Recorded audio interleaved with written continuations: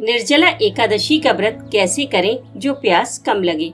दोस्तों, आज की वीडियो उन लोगों के लिए है जो पहली बार निर्जला एकादशी का व्रत निर्जल रखना चाहते हैं लेकिन डर रहे हैं, या जो पहले भी रख चुके हैं लेकिन प्यास की वजह से उनका बुरा हाल हो जाता है। आज मैं आपको वो चीजें बताऊंगी जो मैंने खुद फॉलो की है और बहुत इजीली अपने व्रत को कंप्लीट किया है। आप इस व्रत को निर्जल कर चुके हैं या नहीं, जरूर बताइएगा। दोस्तों, मैंने पहले भी कई बार बताया है कि ये व्रत एक कठिन तप है। इस भीषण गर्मी में 24 घंटे बिना पानी के रहना सच में एक तपस्या है।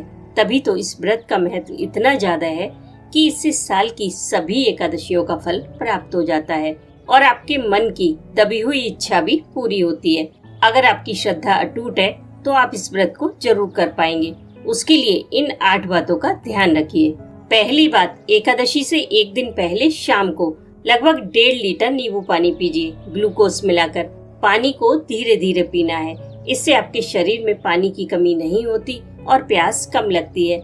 लेकिन ध्यान रखें, पानी रात 12 बजे तक ही पीना है। दूसरी बात, निर्जला एकादशी से एक दिन पहले यानी कि दशमी तिथि की शाम को नमक न खाएं, मीठा भोजन करें। खाने में नमक का प्रयोग बिल्कुल न करें।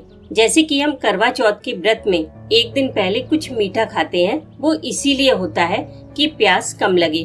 तो ये व्रत भी हमारा करवा चौथ है परमात्मा के लिए, इसलिए खाने में नमक का प्रयोग बिल्कुल ना करें। अगर पॉसिबल हो तो सिर्फ मखाने की खीर खाएं। चावल आपको नहीं खाने हैं क्योंकि एकादशी से एक दिन पहले भी चावल नहीं खाए जाते हैं। तीसरी बात, जो लोग एसी में रहते हैं उन्हें ज्यादा प्रॉब्लम नहीं होगी, पर जिनके घर में एसी नहीं है वो लोग दिन में कम से कम 4 बार स्नान करें। इससे आपकी बॉडी को नमी मिलेगी जिससे प्यास कम लगती है। हो सके तो शावर लें। सर पर ठंडा पानी डालें धीरे धीरे। अब कुछ लोग बोलते हैं कि एकादशी वाले दिन बाल नहीं धोने चाहिए। तो देखिए, भगवान की नजर में हम सब बराबर हैं। जब एकादशी के व्रत में पुरुष बाल धो सकते हैं तो महिलाएं क्यों नहीं। इसलिए बेकार की बातों में ना पड़े। इस व्रत का मेन पर्पज प्रभु से अपने आप को कनेक्ट करना है और किसी भी व्रत में तन और मन दोनों की सफाई अति आवश्यक है। चौथी बात, एक स्प्रे बोतल में ठंडा पानी भरकर फ्रिज में रखें और बार बार अपने चेहरे पर और अपने सिर के बीचों बीच स्प्रे करते रहें, जिससे आपके शरीर में ठंडक बनी रहेगी और आंखों में जलन नहीं होगी। 5वीं बात, अपने पैरों से गीली टॉवेल लपेटें। इससे क्या होता है कि पैरों में जो आग निकलती है उससे राहत मिलेगी। तौलियों को पहले ठंडे पानी में भिगोएं फिर लपेटें। छठी बात, अगर आपने निर्जल व्रत किया है तो आप बहुत कम बोलें, क्योंकि बोलने से होंठ सूखते हैं, गला सूखता है तो बार बार प्यास लगती है। अगर आप मौन रहेंगे तो आपकी ऊर्जा अंदर ही संचित हो जाएगी जो आपको व्रत कंप्लीट करने में हेल्प करेगी। हो सके तो मौन व्रत भी धारण करें, अधिक पुण्य मिलेगा। 7वीं बात, व्रत में कुछ लोगों के सर में दर्द होने लगता है तो व्रत करना ज्यादा मुश्किल हो जाता है। उससे बचने के लिए धूप में बिल्कुल न जाएं। चाहे कुछ भी हो जाए, कोई काम रह जाए, लेकिन आप धूप में ना जाएं। काम के लिए आप किसी की हेल्प ले सकते हैं। 8वीं बात, इसके बगैर आपका व्रत कंप्लीट हो ही नहीं सकता।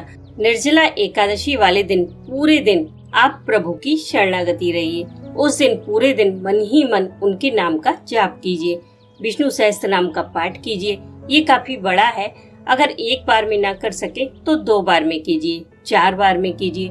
मैं तो कहती हूँ 5 बार में कीजिए। ये भगवान के 1000 नाम है, तो हर 3 घंटे के बाद 200 नामों का पाठ कीजिए।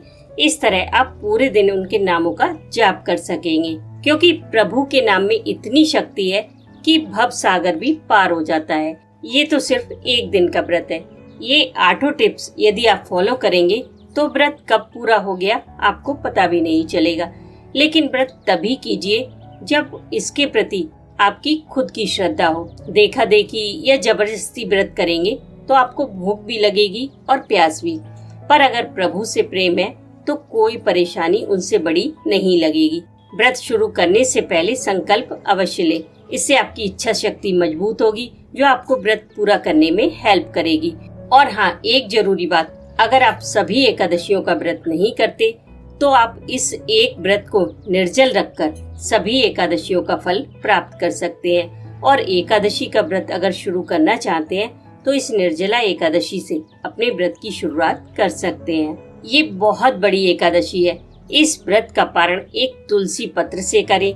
इसमें दान का कोई बंधन नहीं है, आप कुछ भी दान कर सकते हैं, जैसी भी आपकी इच्छा हो, सामर्थ्य हो। अगर वो भी ना हो तो कुछ पैसे निकाल कर भी अपने व्रत का पारण कर सकते हैं। पारण करते समय गायत्री मंत्र, कोई भी विष्णु मंत्र या राम नाम अवश्य बोले। बाकी अगर एकादशी से जुड़ा और भी कोई क्वेश्चन हो तो कमेंट कीजिएगा।